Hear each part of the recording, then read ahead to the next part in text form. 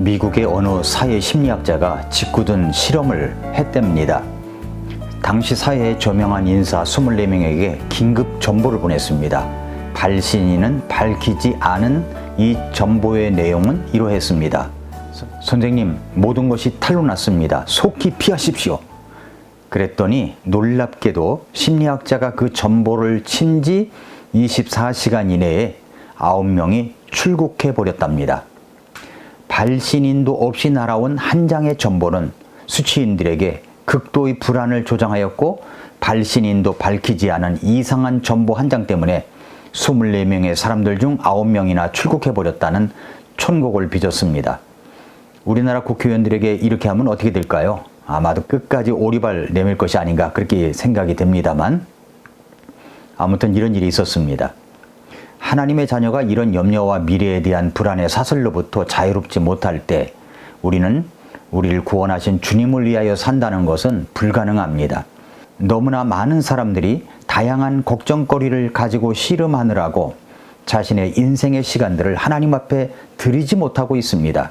젊어서는 새로운 인생의 경험에 대한 여러 가지 호기심과 결혼에 대한 궁리 때문에 불안해하면서 세월을 보내고, 결혼을 한 후에는 벌어먹고 사는 일과 자녀 양육을 위하여 근심하느라 그 좋은 시간들, 좋은 시절을 다 보냅니다. 그리고 중년이 되어서는 일에 대한 성취욕과 그리고 노후에 대한 염려로 더욱 열심히 일하느라 몸도 마음도 병이 들어 병원을 드나드는 횟수가 늘어만 갑니다. 이렇게 하나님과 세상 사이를 오가고 망설이며 세월을 다 보내게 됩니다. 이렇게 살면 안 되는데 세상을 따라 살아가야 하나? 신앙을 쫓아 살아야 하나? 세상과 교회 사이에 양다리를 떡 걸쳐놓고 오락가락하면서 결단하지 못하는 가운데 어느 날 하나님의 음성이 들려옵니다. 이제는 내가 네 혼을 취하여야 하겠노라.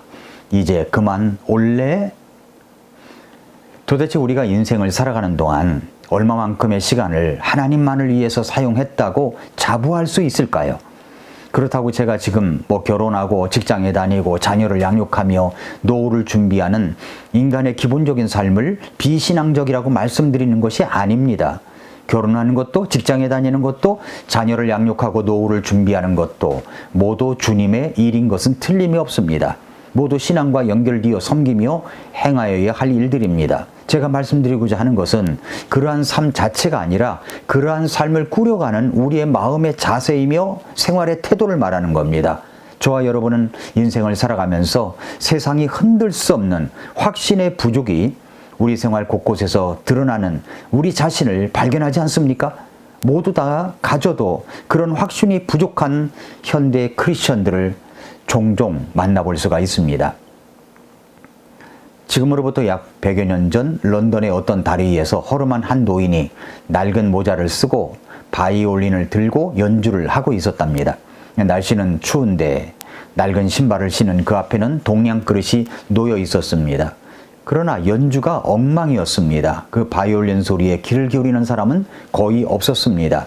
그 노인의 찢겨진 신발이 더욱더 처량해 보였을 뿐입니다. 열심히 이제 바이올린을 켜고 있지만 그럴수록 쳐다보는 사람조차 없어서 더 불쌍해 보였던 그 시간, 지나가던 사람은 어느 누구도 동전을 던져주지 않았던 그때였습니다. 그때 그곳을 지나가던 어떤 노신사 한 분이 가던 걸음을 멈추고 이 불쌍한 노인을 물끄러미 이제 쳐다보게 됐습니다. 그리고 그 처량한 노인에게 이렇게 말합니다. 그 바이올린을 잠깐 제가 볼 수 있을까요? 라고 말하자 그 바이올린을 건네주었답니다. 그러자 그 노신사는 바이올린을 몇 번 튜닝을 하면서 이리 감고 저리 감더니 그 바이올린을 들고 낮은 곡조로 바이올린을 켜기 시작했습니다. 정말로 아름다운 선율이었습니다. 지나가던 사람들이 한 사람 서서 그 연주를 듣기 시작했습니다. 그리고 그 동전 그릇에 동전을 던져 넣기 시작했습니다. 동전이 넘쳐가지고 쌓이기 시작했습니다. 사람들은 떠나갈 줄 모르고 바이올린 연주를 귀 기울여 듣고 있었습니다. 그때 그 아름다운 연주를 듣고 있던 한 사람이 소리를 냅다 지릅니다. 저분은 파간인이다, 파간이니. 낡은 바이올린을 켜고 있는 그 노신사는 당시 천재적인 바이올리니스트 파가니니였습니다.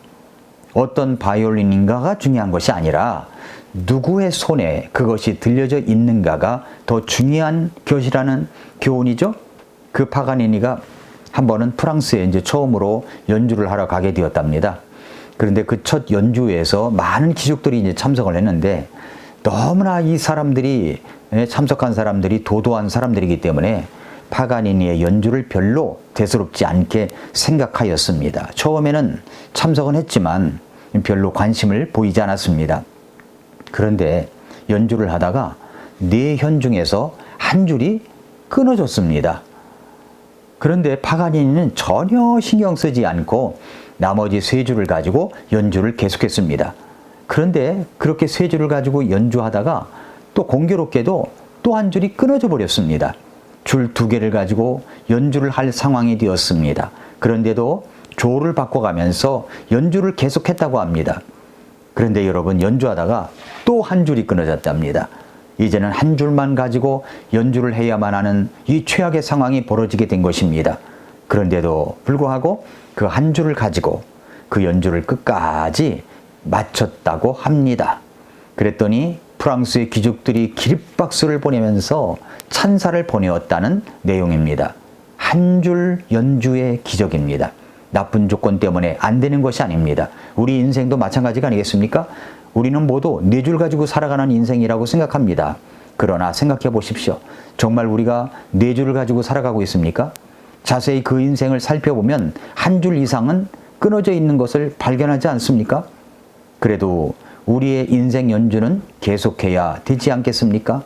어떤 줄이 끊어졌습니까? 어떤 사람은 건강의 줄이 끊어졌습니다. 우리는 꼭 건강이 있어야 한다고 생각합니다. 그러나 건강의 줄이 끊어졌다고 우리 인생이 끝나는 것은 결코 아니라는 것입니다. 존 칼빈 같은 사람은 온갖 병이 다 있었다고 합니다. 그런데 그는 27살에 기독교 강요라는 책을 썼습니다. 500페이지짜리 3권. 우리는 27살에 기독교 강요라는 책도 못 읽은 사람이 수두룩한데 그는 움직이는 종합병원이면서도 그런 중요한 책을 다 썼습니다. 우리는 이렇게 생각합니다. 건강해야 뭔가를 할 수 있다고 말입니다. 그러나 건강하면서도 아무 일도 못하는 사람이 얼마나 많습니까? 건강하면 뭐합니까? 건강하면서도 아무 일도 안 하는데요. 건강이라는 줄이 끊어지면 좀 불편하고 어렵지만 그래도 일할 수 있다는 것입니다. 어떤 사람은 이제 사랑이라는 줄이 끊어진 사람이 있습니다. 괴롭죠. 남녀관계라는 것이 너무나 복잡할 때가 참 많습니다. 특별히 남녀 교제를 하다 보면 이제 오래 사귀는 경우가 있죠. 그럴 때 보면 여자는 마치 남자의 부인이라도 된 양, 아직 결혼도 하지 않았는데 부인이라도 된 양 거칠게 변하는 경우가 있습니다. 여자친구라는 본분에서 도가 넘어서 잔소리하고 대들고 싸우고 그럽니다. 부부관계를 보면 나이가 들어가면서 거칠어지죠. 여자의 매력은 20대의 부끄러움이 30대에도 있어야 하고 30대의 부끄러움이 40대에도 있어야 하는데 이 시간이 갈수록 거칠게 변하는 분들이 있습니다. 남자는 그런 모습을 사랑하는 것이 아닙니다. 그렇게 여자가 변하는데 남자가 안 변하겠습니까? 그런데 아직 결혼도 안 했는데 남자가 그런 거칠은 여자의 모습을 좋아하겠습니까? 그러다 보니 나이가 비슷하거나 한두 살 어려도 거칠어질까봐 겁이 나서 어떤 남자는 아예 7살 이상 차이 나는 여자아이에게 관심을 갖게 되고 그러다 생각해 보면은 여자란 바로 저런 면이 있어야 해 하고 생각하다가 먼저 사귀던 거친 여자를 차버리고 새롭게 교제하는 남자를 보곤 한다는 겁니다. 그래서 어떤 일이 벌어집니까? 여자는 울고불고 난립니다. 결국 여자도 남자도 사랑의 줄이 끊어질 수가 있습니다. 그럼 그런 사랑의 줄은 끊어지면 안 되는 것입니까? 끊어질 수도 있는 것입니다. 끊어질 수도 있는 거예요. 지나가 보면 그놈과의 사랑의 줄이, 그녀와의 사랑의 줄이 결코 좋은 줄은 아니었다는 것을 나중에야 깨닫게 될 때가 있지 않습니까? 저 사람하고 맺어졌다간 큰일 날 뻔했구나. 이런 생각 말입니다. 사랑의 줄이 끊어진다고 살 수가 없습니까? 살 수 있다는 것입니다. 또 가정의 경제가 어려워질 때가 있습니다. 경제의 압박이 있을 때가 있죠. 경제라는 줄이 끊어질 때가 있습니다. 살다 보면 그런 인생의 줄이 끊어질 때가 있다는 사실을 우리가 알아야 됩니다.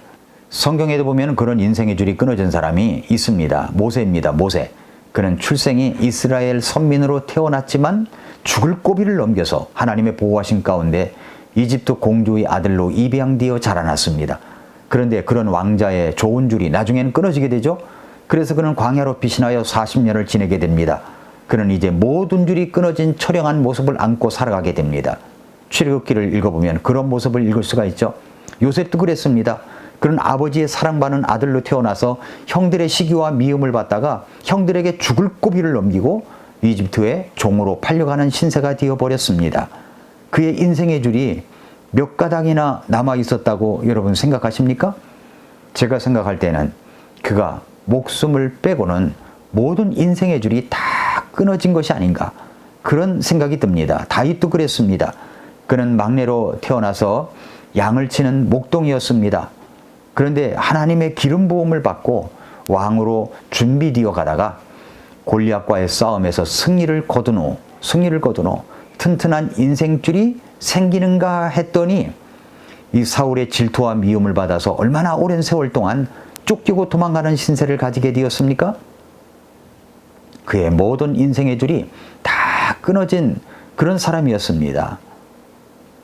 남아있는 것은 그의 목숨뿐이었습니다.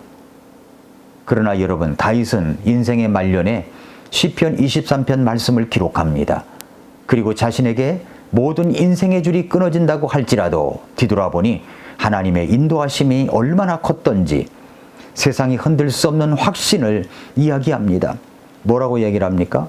내 평생의 선하심과 긍휼이 정녕 나를 따르리니 내가 주의 집에 영원히 거하리로다.